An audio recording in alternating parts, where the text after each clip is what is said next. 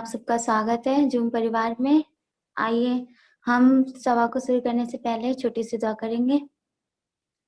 Hallelujah hallelujah, धन्यवाद धन्यवाद धन्यवाद देते हैं अनुग्रहकारी दयालु परमेश्वर। हम आपका धन्यवाद देते हैं जो आपने हमें सुंदर समय दिखाया पिता। हम आपका धन्यवाद देते हैं पिता परमेश्वर। हम प्रार्थना करते हैं आज की सुबह पिता परमेश्वर, हम मीटिंग में ज्वाइन हुए हैं सब लोग, जितने लोग हैं पिता परमेश्वर, बच्चे पिता, उन सबों को आपके हाथों में सौंप देते हैं पिता परमेश्वर। आप सहायता कीजिएगा, मदद कीजिएगा पिता परमेश्वर। यीशु मसीह जो भी कार्यक्रम हो मेरे पिता परमेश्वर सब में आप शामिल हो जाइएगा मेरे पिता ईश राजा। और हम प्रार्थना करते हैं पिता कोई भी नेटवर्क प्रॉब्लम ना होने पाए। पवित्र आत्मा आप हमारी सहायता कीजिएगा, मदद कीजिएगा पिता। ये छोटी सी विनती मांग लेते हैं उद्धार करता जीवित यीशु नाम से, सुनो ग्रहण कर, आमीन। आइए हम सब कहानी सुनेंगे। बच्चों की कहानी मैं बुलाना चाहूंगी श्रीमती मीनू रोज। आंटी जी आपका स्वागत है।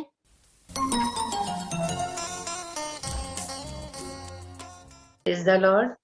और धन्यवाद देती हूँ मैं इस समय कि मेरे को ये मौका मिला है कि मैं बच्चों को स्टोरी सुना पाऊँ। तो हेलो बच्चों, आज मैं आपके लिए योना नबी की कहानी का संक्षिप्त वर्णन लेकर आई हूँ।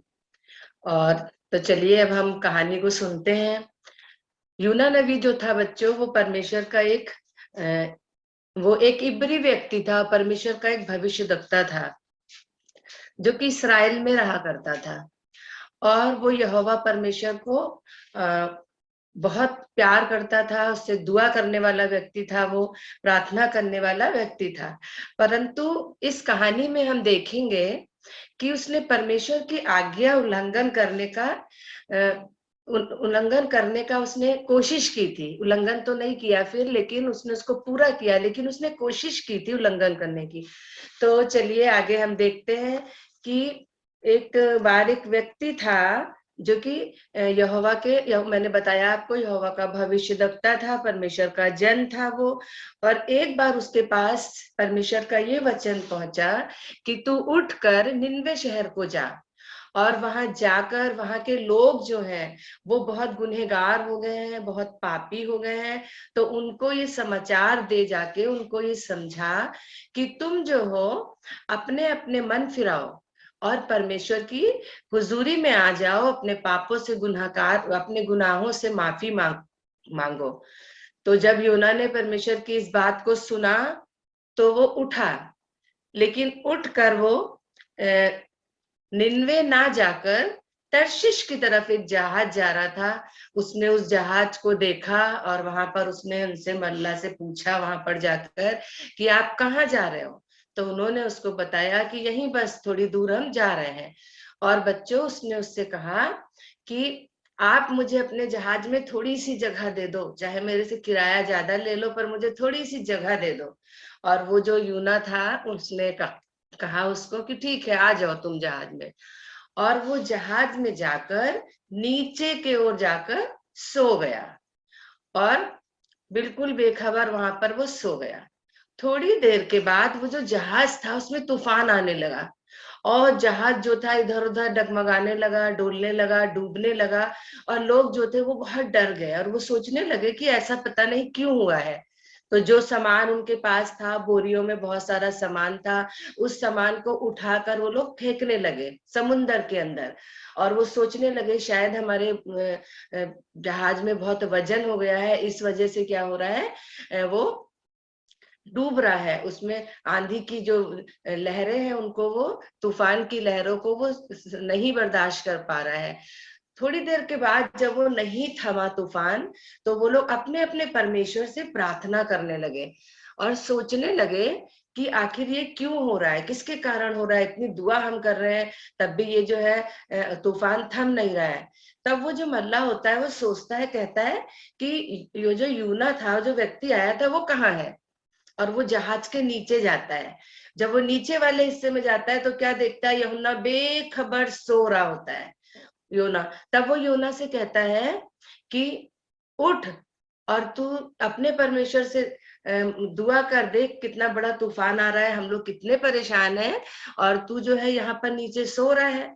तो वो उठता है और तुरंत कहता है उनसे कि ये तूफान जो है ये मेरी वजह से आ रहा है। तुम ऐसा करो कि मुझे उठाकर समुद्र में फेंक दो, तो ये तूफान जो है ये थम जाएगा। लेकिन वो जो व्यक्ति होते हैं वहां, वो लोग जो होते हैं वो कहते हैं नहीं, हम तुमको नहीं फेंकेंगे, ऐसा हम नहीं करेंगे, हम कोशिश करेंगे कि ये तूफान जो है थमे, ये जो नाव है हम इसको, अपने जहाज को जो है इसको किनारे पर ले जाएं, और हम ये कोशिश करेंगे। लेकिन बहुत टाइम हो गया और वो तूफान थमा नहीं, उनका जो जहाज था वो बिल्कुल कब्जे में नहीं था। आखिर में उनको ये फैसला करना पड़ा कि हम यूना को क्या करें, उठा के समुद्र में फेंक दें। और उन लोगों ने उसको उठाया और उसको समुद्र में फेंक दिया।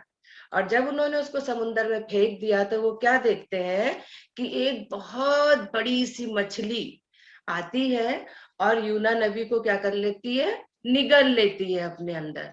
अब यूना नबी बहुत डर जाता है और वो सोचता है कि ये मैंने क्या कर लिया, क्या किया मैंने, और अब तो मैं मछली के पेट में हूँ, मछली उसको निगल गई। अब वो क्या करता है बच्चों, वो परमेश्वर से माफी मांगता है, दुआ करता है। और परमेश्वर जो है उस जब वो उससे दुआ मांगता है तो 3 दिन और 3 रात तक वो उस मछली के पेट में रहता है। और वो वहां पर उसके पेट में दुआ करता है परमेश्वर से, और ये प्रार्थना करता है कि अब जैसा तूने मुझसे कहा है मैं वैसा ही करूंगा। और तीसरे दिन जाकर परमेश्वर उस मछली को आज्ञा देता है, और वो जो है उसको समुद्र के किनारे पर जाके उगल देती है। और वो वहां पर उठता है, फिर से परमेश्वर का वचन उसके पास दोबारा से जाता है, और वो ये सोचता है कि अब मैं सीधा निन्वे शहर जाऊंगा। और परमेश्वर उसको कहता है कि जा, वहां जाके लोगों से कह तौबा करे, नहीं तो मैं 40 दिन के अंदर उनको, 40 दिनों में मैं उनको बिल्कुल बर्बाद कर दूंगा। अब वो उठकर वहां से सीधा निन्वे को जाता है। और जब निन्वे को जाता है वहां, तब वो देखता है वहां के लोगों को, और जो कुछ उससे परमेश्वर ने कहा होता है वो उसका प्रचार जाकर वहां करता है। और लोग जो होते हैं उसके प्रचार को बड़े ध्यान से सुनते हैं और उसको मानते हैं। और वहां के जो राजा होता है वो भी अपने सारे राजसी वस्त्र उतार के और अपनी पूरी प्रजा के साथ वो लोग क्या करते हैं, परमेश्वर से माफी मांगते हैं और घुटनों के बल बैठ जाते हैं, दुआ करते हैं और उपवास करते हैं। वो लोग खाना नहीं खाते हैं और वो परमेश्वर से प्रार्थना करते हैं, और ये उस तौबा वाली प्रार्थना करते हैं, उनसे अपने पापों के लिए, अपने गुनाहों के लिए पश्चाताप करते हैं वहां के लोग। तो बच्चों, उसने जो जब यूना नबी वहां गया था तो उसने लोगों से कहा, बताया था उन्हें कि तुम क्या, परमेश्वर तुम्हें क्या कर देगा, 40 दिन में बिल्कुल बर्बाद कर देगा। और उन लोगों ने उसकी उस बात को क्या करा, माना। और उन्होंने क्या करा कि खुद भी राजा ने खाना नहीं खाया, पूरी प्रजा को कहा कि उपवास रखो, उपवास के साथ प्रार्थना करो। तब निन्वे के लोगों और उनके राजा जो थे, जब उन लोगों ने अंगीकार किया, उन लोगों ने इस चीज को मान लिया, एक्सेप्ट कर लिया कि हम गुनहगार हैं, हम पापी हैं और हमें इस चीज की तौबा करनी चाहिए। तब उन लोगों ने जब माफी मांगी तो जो हमारा परमेश्वर है बच्चों, वो बहुत दयालु है और वो क्षमा करने वाला परमेश्वर है। और वो जो है वो क्षमा करता है। अगर हम उससे कोई गलती हो जाती है, छोटी छोटी गलतियां होती हैं, जब हम उससे माफी मांगते हैं तो वो हमारी गलतियों को क्या कर देता है, क्षमा कर देता है। और बच्चों को तो वो बहुत प्यार करता है, ये आपको पता है कि, और बच्चे तो बच्चे होते हैं, वो तो इतने बड़े बड़े गुनाह नहीं करते हैं, लेकिन छोटे छोटे गुनाह भी करने के लिए हमें खुदा बाप क्या करता है, मना करता है। तब परमेश्वर अपनी इच्छा को क्या कर देता है, बदल देता है, और वैसा ही करता है परमेश्वर जैसा उन लोगों ने दुआ में मांगा था। और उसने अपनी इच्छा को बदल दिया और उनकी कोई भी हानि नहीं हुई, किसी प्रकार की उनकी कोई हानि नहीं हुई। क्योंकि बच्चों, परमेश्वर जो है पश्चाताप से प्रसन्न होता है, खुश होता है। और जब पश्चाताप किया उन लोगों ने तो उसने अपने क्रोध को टाल दिया और वहां के लोगों को क्या मिला? जीवन दान मिला। पापों से पश्चाताप करने के बाद पापों से उनको माफी दी परमेश्वर ने। तो ये छोटी सी यूना की कहानी थी जो मैंने आपको सुनाई है और मैं समझती हूँ कि हमारे सारे छोटे छोटे बच्चे जो हैं इस कहानी से उन्होंने बहुत कुछ सीखा होगा। आइए हम अपने सरों को झुकाते हैं और प्रेयर में जाते हैं। हालेलुया हालेलुया, धन्यवाद धन्यवाद देते मेरे उद्धार करता जितमान परमेश्वर पिता, हम आपका धन्यवाद देते हैं खुदावंद परमेश्वर पिता।